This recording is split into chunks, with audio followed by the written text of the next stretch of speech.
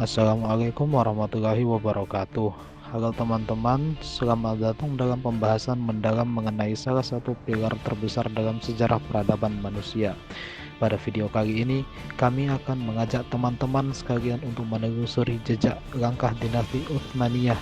Ini bukan sekedar cerita tentang sebuah kerajaan, melainkan narasi tentang kekhalifahan Islam yang mampu bertahan lebih dari 6 abad, melintasi 3 benua dan menjadi perisai bagi umat Islam di masa lalu.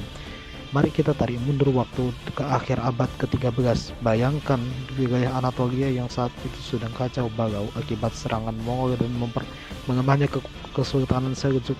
Di tengah ketidakpastian itu, muncullah seorang tokoh visioner bernama Osman Bey, atau yang kita kenal sebagai Utsman I.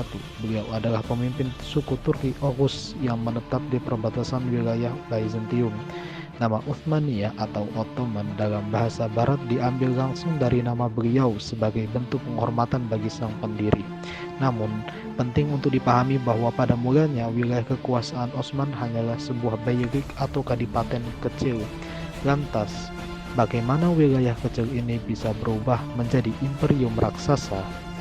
Jawabannya terletak pada kombinasi unik antara strategi militer yang cerdas dan semangat jihad yang mereka sebut sebagai semangat Ghazi.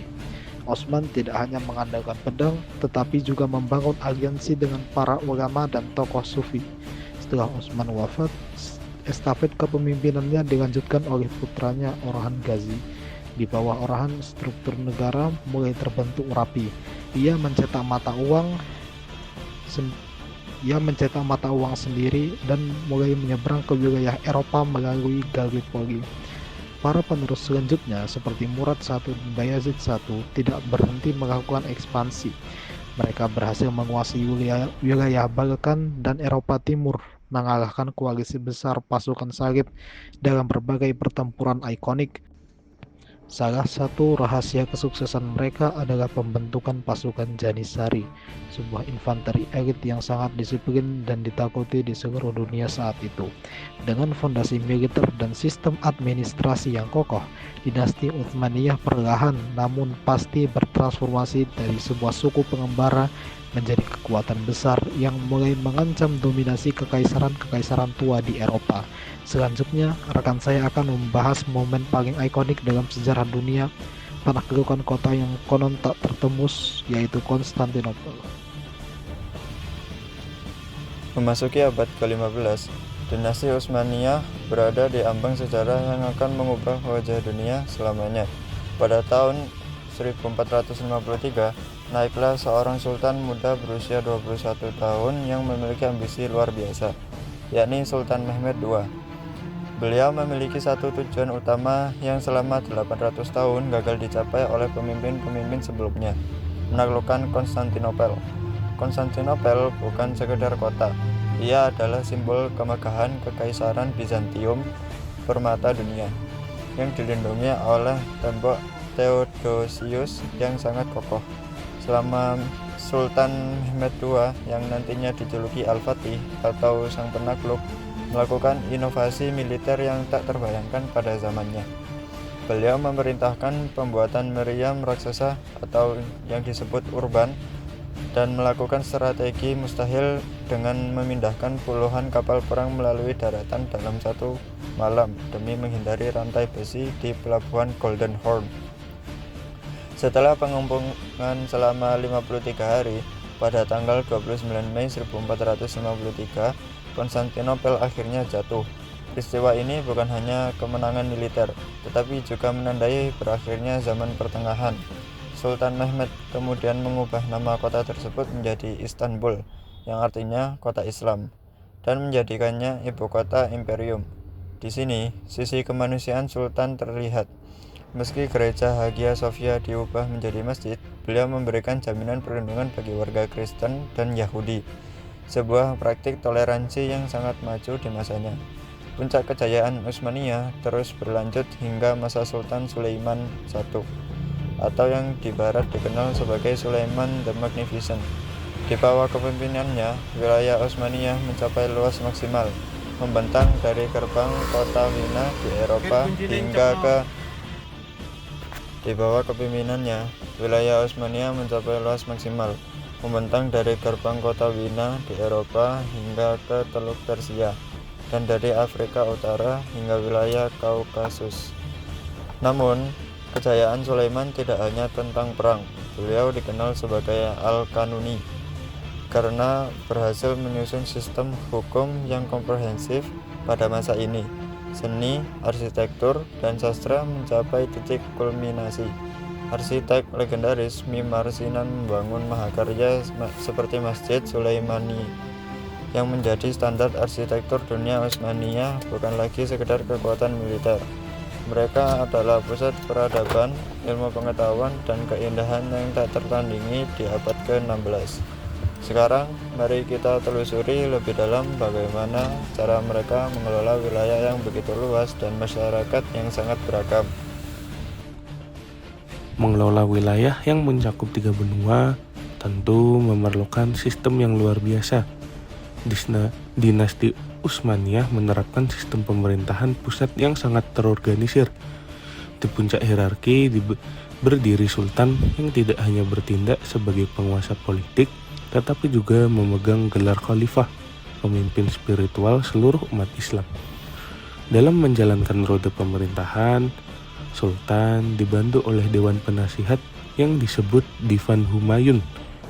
Di dalamnya terdapat wazir agung yang bertugas menjalankan urusan pemerintah sehari-hari. Uniknya, jabatan-jabatan penting ini seringkali diisi berdasarkan meritokrasi atau kemampuan, bukan sekedar garis keturunan. Salah satu inovasi sosial paling mengagumkan dari dinasti Utsmaniyah adalah sistem milet. Dalam sistem ini, masyarakat tidak dikelompokkan berdasarkan etnis, melainkan berdasarkan agama. Umat Kristen Ortodoks, Yahudi, dan Katolik diberikan otonomi untuk mengatur hukum sipil mereka sendiri, termasuk urusan pernikahan dan pendidikan. Ini adalah bukti nyata bahwa jauh sebelum konsep hak asasi manusia modern lahir, Utsmaniyah telah mempraktikkan toleransi beragama yang sangat harmonis. Dari sisi ekonomi, Utsmaniyah berada di posisi emas. Mereka menguasai jalur sutra dan jalur rempah yang menghubungkan Asia dan Eropa. Setiap barang yang masuk ke Eropa harus melewati wilayah Utsmaniyah yang memberikan pendapatan pajak yang sangat besar.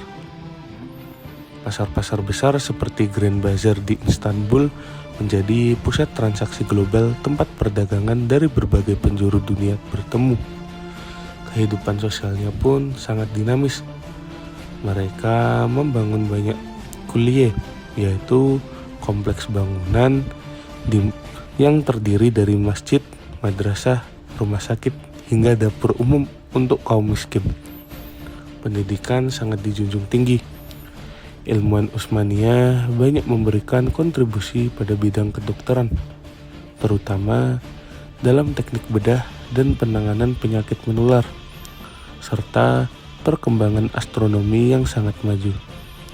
Namun, roda zaman terus berputar.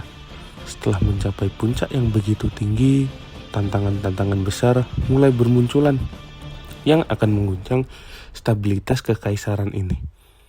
Mari kita bahas faktor-faktor apa saja yang menyebabkan kemunduran mereka. Kemunduran dan faktor kejatuhan. Setiap peradaban yang bangkit pasti akan menghadapi masa-masa sulit, tak terkecuali dinasti Utsmaniyah. Kemunduran imperium besar ini tidak terjadi dalam semalam, melainkan melalui proses panjang selama hampir 3 abad, dimulai sejak akhir abad ke-17. Penyebab pertama adalah faktor kepemimpinan. Setelah masa Sultan Sulaiman, kualitas sultan-sultan yang memimpin mulai menurun. Banyak sultan yang menghabiskan waktu di dalam istana tanpa memiliki pengalaman militer atau administratif yang cukup. Hal ini menyebabkan terjadinya konflik internal di lingkungan istana, di mana faksi-faksi tertentu saling berebut pengaruh, yang akhirnya melemahkan otoritas pusat. Di saat yang sama, dunia sedang berubah. Eropa mengalami masa Renaissance dan revolusi industri. Bangsa Barat mulai menemukan jalur laut baru menuju Asia tanpa melewati Istanbul. yang secara otomatis memukul perekonomian Utsmaniyah secara telak. Selain itu, teknologi militer Eropa berkembang pesat. Senjata api dan taktik perang modern membuat pasukan Janissary yang dulunya tak terkalahkan menjadi tertinggal zaman. Masalah ekonomi juga menjadi momok yang menakutkan. Invasi besar-besaran terjadi akibat membanjirnya perak dari dunia baru, Amerika. Ditambah dengan praktik korupsi di birokrasi dan sistem pajak yang mulai rusak. Akibatnya, pada abad ke-19, dinasti Utsmaniyah mendapat julukan yang menyedihkan dari bangsa barat, yaitu The Sick Man of Europe, atau si orang sakit dari Eropa. Upaya pembaruan sebenarnya sudah dilakukan melalui gerakan Tanzimat, yang mencoba memodernisasi hukum dan militer mengikuti gaya barat. Namun, utang luar negeri yang menumpuk dan bangkitnya semangat nasionalisme di wilayah-wilayah kekuasaan seperti Yunani, Balkan, dan Arab membuat wilayah Utsmaniyah semakin terfragmentasi. Puncaknya terjadi pada Perang Dunia I. Keputusan Utsmaniyah untuk berpihak pada blok sentral, Jerman dan Austria, berakhir tragis. Kekalahan dalam perang tersebut membuat wilayah-wilayah kekuasaan mereka dibagi-bagi oleh pemenang perang melalui perjanjian Sèvres. Hingga akhirnya pada tahun 1924, institusi kekhalifahan resmi dibubarkan oleh Mustafa Kemal Atatürk, yang kemudian mendirikan Republik Turki yang bersifat sekuler. Meskipun institusinya telah berakhir, jejak yang mereka tinggalkan masih terasa hingga detik ini. Teman-teman sekalian, mari sejenak kita bayangkan sebuah perjalanan waktu yang sangat panjang, yaitu selama 600 tahun. Meskipun dinasti Utsmaniyah secara resmi telah berakhir dan tidak lagi menjadi sebuah kekuatan politik di barat dunia, namun warisan yang mereka tinggalkan sebenarnya tidak pernah hilang. Warisan itu masih sangat nyata dan bisa kita saksikan, kita rasakan, bahkan kita nikmati sampai hari ini. Warisan yang paling mencolok tentu saja adalah arsitekturnya yang luar biasa megah. Kalau kita melihat foto atau berkunjung langsung ke kota Istanbul, langit-langit kota itu masih dihiasi oleh kubah-kubah raksasa dan menara-menara tinggi yang usianya sangat wajib. Bangunan seperti Masjid Biru dengan keindahannya, Hagia Sophia yang penuh sejarah, serta kemegahan Istana Topkapi bukan sekedar tempat untuk dikunjungi turis. Tempat-tempat itu adalah bukti sejarah betapa tingginya apresiasi bangsa Utsmaniyah terhadap seni dan keindahan yang mereka persembahkan untuk mengagungkan Tuhan. Lebih dari sekedar bangunan fisik, dinasti Utsmaniyah juga mewariskan sebuah model pemerintahan dan hukum yang sangat rapi.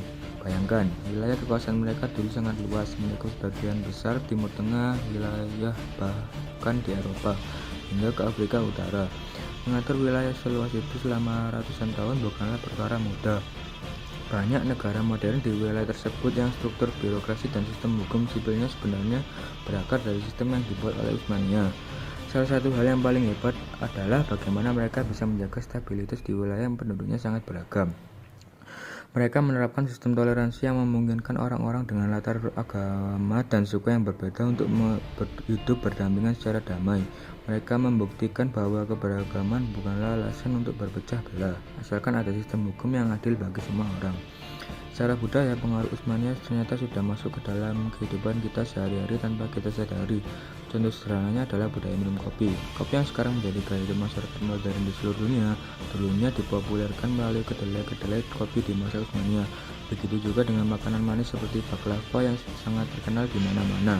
Di bidang seni, mereka juga menjadi standar keindahan untuk tulisan Arab atau kaligrafi di seluruh dunia. Mereka benar-benar bertindak sebagai jembatan peradaban yang mempertemukan pemikiran orang timur dan orang barat. Selain itu, mereka juga pernah menjadi pelindung utama bagi umat Islam di masa-masa sulit dalam sejarah, memberikan rasa aman dan persatuan bagi banyak orang di bawah naungan satu kepemimpinan yang besar. Pelajaran paling berharga yang bisa kita ambil dari sejarah dinasti Utsmaniyah ini adalah bahwa kejayaan sebuah bangsa itu sangat bergantung pada kejujuran dan integritas pemimpinnya. Selain itu, penguasaan ilmu pengetahuan dan kemampuan untuk beradaptasi dengan perubahan zaman juga menjadi kunci utama. Persatuan yang mereka bangun bukan hanya memberikan kekuatan militer, tapi juga memberikan perlindungan bagi siapa saja yang tinggal di dalamnya tanpa memandang apa agama mereka. Sejarah ini mengajarkan kita bahwa ketika sebuah bangsa mulai malas belajar dan tidak lagi jujur dalam memimpin, maka kejayaan itu perlahan-lahan akan luntur. Demikianlah pemaparan singkat kami mengenai sejarah panjang dinasti Utsmaniyah. Kami berharap apa yang kami sampaikan hari ini tak hanya menambah wawasan sejarah kita, tapi juga bisa menginspirasi kita semua untuk membangun masa depan yang lebih baik. Mari kita belajar dari kesuksesan mereka untuk semangat kita, dan belajar dari kegagalan mereka agar kita tidak mengulangi kesalahan yang sama di masa depan. Terima kasih atas perhatian teman-teman sekalian. Mohon maaf jika ada kekurangan atau salah kata dalam penyampaian kami. Wassalamualaikum warahmatullahi wabarakatuh.